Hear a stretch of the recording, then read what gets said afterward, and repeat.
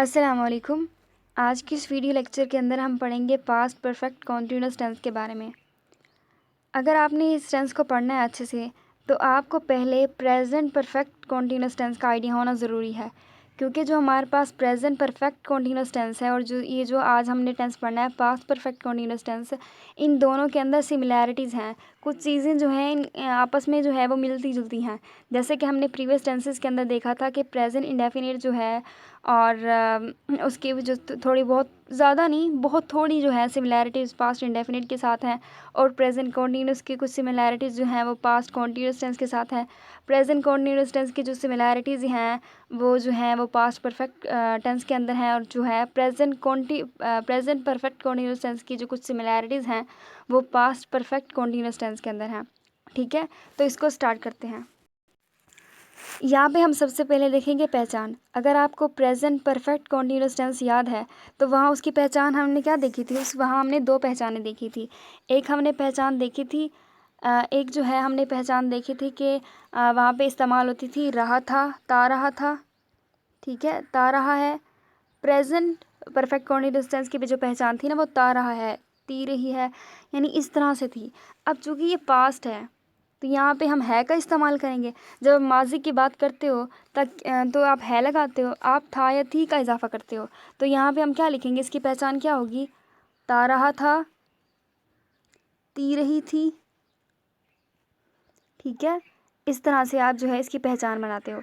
और दूसरी पहचान मैंने आपको प्रेजेंट परफेक्ट कॉन्टिन्यूअस टेंस के अंदर बताई थी, वो ये बताई थी कि इसकी जो दूसरी पहचान है, अगर फ़िक्रे के शुरू में वक्त या मुद्दत का जिक्र किया गया हो और आखिर में पहचान हो रहा है तो वो किसका फ़िक्रा होगा, तो वो तब भी जो है वो पास्ट परफेक्ट कॉन्टिन्यूअस टेंस का फ़िक्रा होगा। ठीक है, अगर फ़िक्रे के आखिर में लिखा हो रहा था, रही थी और रहे थे, ठीक है, इस तरह की जो पहचान आ जाए वो जो है फ़िक्रा तब भी पास्ट परफेक्ट कॉन्टिन्यूअस टेंस का होगा। शर्त क्या है, कब वो जो है हमारे पास पास्ट परफेक्ट कॉन्टिन्यूअस टेंस का होगा, अगर फ़िक्रे के अंदर जो है वक्त का या मुद्दत का जिक्र किया गया हो तब होगा। ठीक है, अगर वक्त या मुद्दत का जिक्र नहीं किया गया फिर तो वो पास्ट कॉन्टिन्यूअस टेंस का होगा। अगर सिंपली लिखा हो, सिंपली रहा था लिखा हो और शुरू में वक्त या मुद्दत ना दी गई हो, यानी कोई वक्त का जिक्र नहीं है, महीने का जिक्र नहीं है, कुछ नहीं जिक्र किया हो, तो वो पास्ट कॉन्टिन्यूअस टेंस का होगा। अगर फ़िक्रे में जो है वो वक्त या मुद्दत का जिक्र किया गया है और आखिर में पहचान है, रहा था, रही थी, तब वो जो है वो पास्ट परफेक्ट कॉन्टिन्यूअस टेंस का होगा।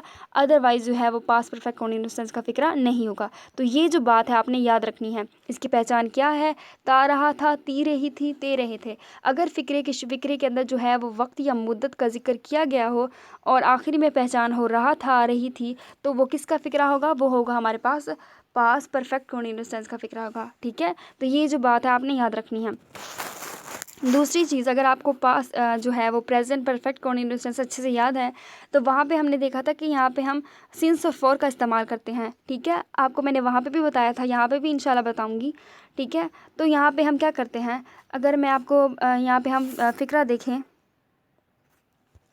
यहाँ पे हम क्या करते हैं, सबसे पहले अगर फार्मूला बताऊँ, सबसे पहले हम लिखते हैं सब्जेक्ट, उसके बाद हम हेल्पिंग वर्ब लगाते हैं। ठीक है, हेल्पिंग वर्ब के बाद हम वर्ब की जो है वो फॉर्म लगाते हैं, उसके बाद हम क्या करते हैं ऑब्जेक्ट, और हम सिंस फॉर का इस्तेमाल करते हैं, सिंस या फॉर का इस्तेमाल करते हैं, और आखिर में जो भी वक्त दिया गया हो, टाइम दिया गया, जैसे कि सुबह हो, शाम हो, फिर उसकी इंग्लिश हम लिखते हैं। यहाँ पे देखिए, यहाँ पे हम हेल्पिंग वर्ब क्या इस्तेमाल करेंगे, अगर आपको याद हो प्रेजेंट परफेक्ट कॉन्टिन्यूअस टेंस के अंदर हमने क्या हेल्पिंग वर्ब यूज़ किया था, हमने वहाँ पे यूज़ किया था हैज़ बीन और हैव बीन, ऐसे ही यूज़ किया था ना। यहाँ पे क्या इस्तेमाल करेंगे, हैड बीन इस्तेमाल करेंगे। तो यहाँ पे देखिए कि प्रेजेंट परफेक्ट कॉन्टिन्यूअस टेंस के अंदर और पास्ट परफेक्ट कॉन्टिन्यूअस टेंस के अंदर थोड़ी बहुत तो सिमिलैरिटीज़ हैं, कुछ चीज़ें मिलती जुलती हैं ना। अगर आप देखो हैज़, यहाँ पे हैज़ है तो यहाँ पे हैड है। ठीक है, तो कुछ चीज़ें आपस में मिलती जुलती हैं। तो इसका जो हेल्पिंग वर्ब क्या हो गया, इसका जो हेल्पिंग वर्ब है वो है हैड बीन। ठीक है, सिर्फ हैड बीन।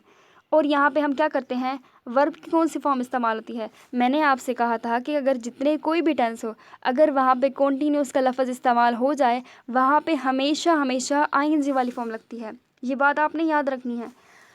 अगर किसी टेंस के अंदर जो है वो कॉन्टीन्यूस का लफ्ज़ इस्तेमाल हो जाता है, कोई भी टेंस हो, चाहे वो प्रेजेंट कॉन्टीन्यूस हो, चाहे वो पास्ट कॉन्टीन्यूस हो, चाहे वो प्रेजेंट परफेक्ट कॉन्टीन्यूस हो, चाहे वो पास्ट परफेक्ट कॉन्टीन्यूस टेंस हो, इनके अंदर जो है जहाँ पे भी कॉन्टीन्यूस का लफ्ज़ इस्तेमाल हो जाए वहाँ पे कौन सी फॉर्म लगती है? आईएनजी वाली फॉर्म लगती है। ठीक है, ये बात याद रखनी है।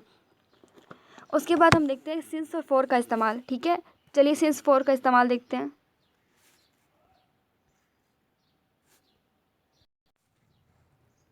यहाँ पे अब देखिए, यहाँ पे हमने क्या देखना है, यहाँ पे हमने सिंस और फॉर का इस्तेमाल देखना है। ठीक है, यहाँ पे हमने सिंस और फॉर का इस्तेमाल देखना है। तो यहाँ पे आप देखिए कि अब हमने देखना है कि सिंस किसके साथ इस्तेमाल करते हैं, फॉर किसके साथ इस्तेमाल करते हैं। ठीक है, सिंस का इस्तेमाल भी देखेंगे और फॉर का इस्तेमाल भी देखेंगे यहाँ पे।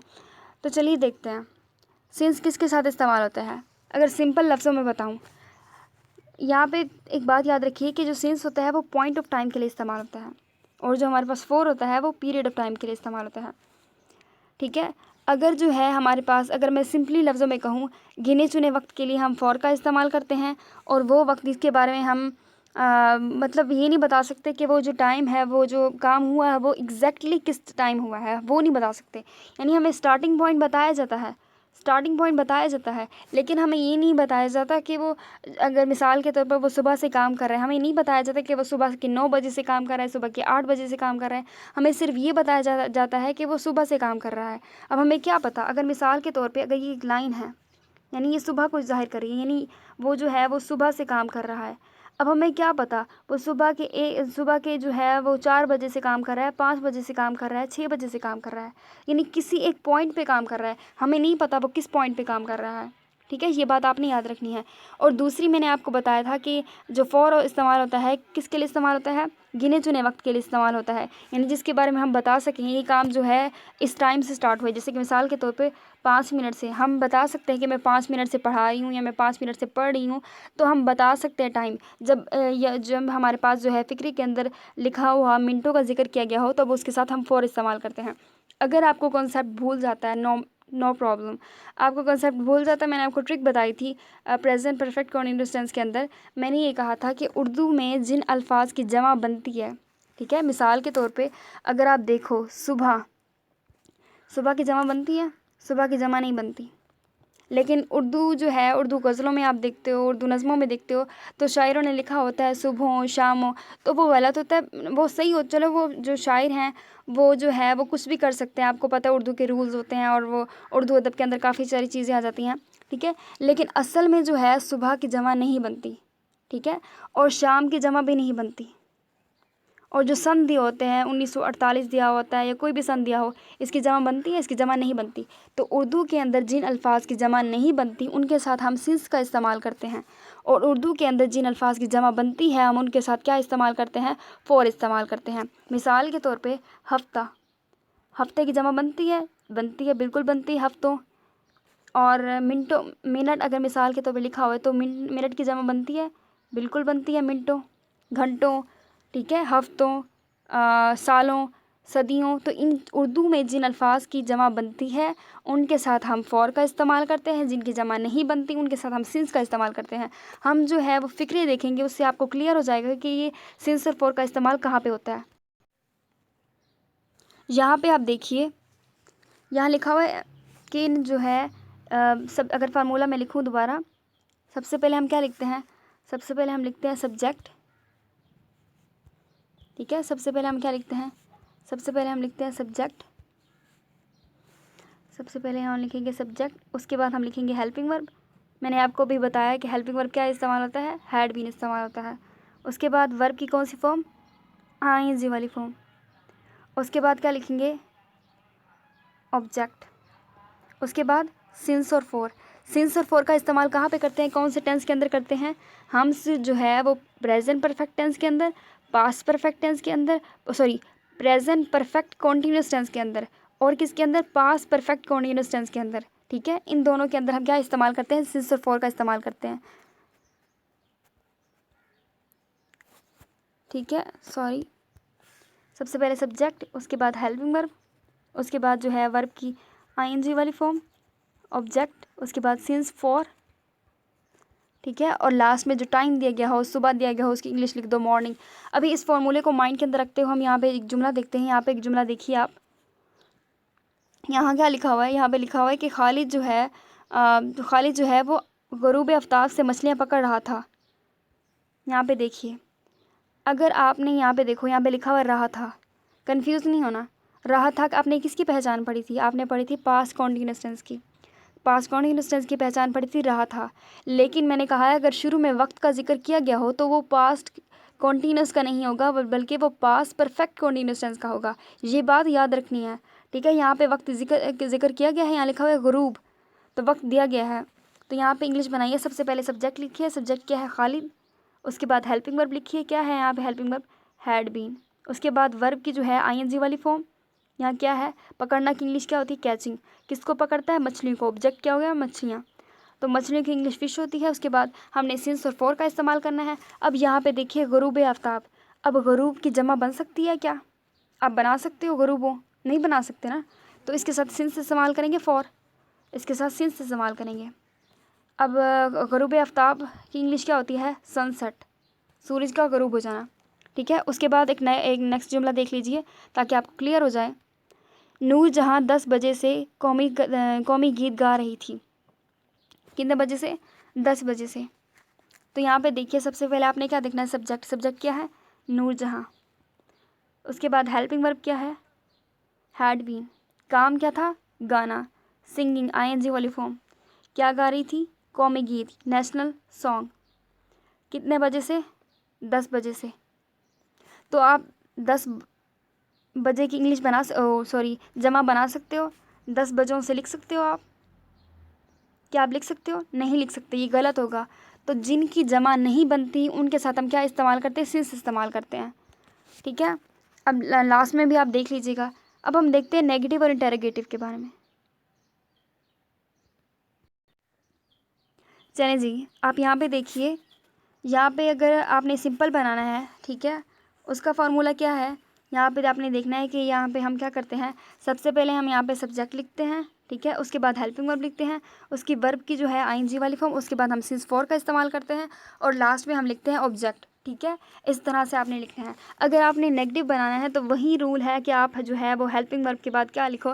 हेल्पिंग वर्ब के बाद नॉट लिखो। लेकिन आपने नॉट कहाँ पे लिखना है, ये बात बहुत इंपॉर्टेंट है।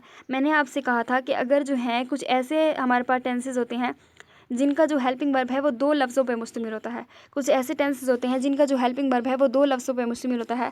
मिसाल के तौर पे ये देखिए, यहाँ पे हैड एक लफ्ज़ है और बीन जो है वो 2 लफ्ज़ हैं। तो आपने नॉट इनके बाद नहीं लिखना, आपने नॉट को दरमियान में लिखना है। आपने लिखना है हैड नॉट बीन, ठीक है। ये बात जो है आपने याद रखनी है। सिंपल के अंदर तो कोई नॉट नहीं है, ठीक है, तो आपने उसको साथ साथ ही लिख देना है, हैड बीन इकट्ठा लिख देना है। लेकिन अगर आपने नेगेटिव बनाना है तो हैड और बीन के दरमियान में आपने नॉट लिखना है। ये बात माइंड में रखनी है। दूसरी चीज़, अगर आपने इंटेरोगेटिव बनाना है तो इंटेरोगेटिव में क्या करते हैं, यहाँ पे हैड को सबसे पहले लिखेंगे, ठीक है। हैड को हमने पहले लिखा, उसके बाद दरमियान में सब्जेक्ट लिखेंगे, उसके बाद बीन लिखेंगे। जहाँ पे भी कोई भी ऐसा हेल्पिंग वर्ब जो 2 लफ्ज़ों पे मुश्तमिल होता हो तो नेगेटिव के अंदर और इंटेरोगेटिव के अंदर हम उनको इकट्ठा नहीं लिखते। अगर आप नेगेटिव बना रहे हो इनके दरमियान में नॉट लिखो, अगर आप इंटेरोगेटिव बना रहे हो तो इनके दरमियान में सब्जेक्ट लिखो। ये बात आपने याद रखनी है। यहाँ पर आप फिक्रे से भी देख सकते हो, ठीक है।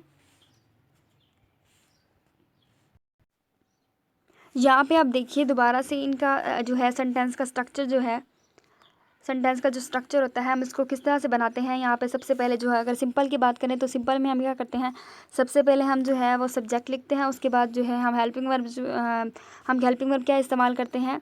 हैड बीन इस्तेमाल करते हैं। उसके बाद जो है वर्ब की आईएनजी वाली फॉर्म और लास्ट में हम लिखते हैं ऑब्जेक्ट। उसके बाद हम सिंस फॉर का इस्तेमाल करते हैं। उसके बाद हमको जो भी टाइम दिया गया हो उसके साथ हम टाइम लिखते हैं।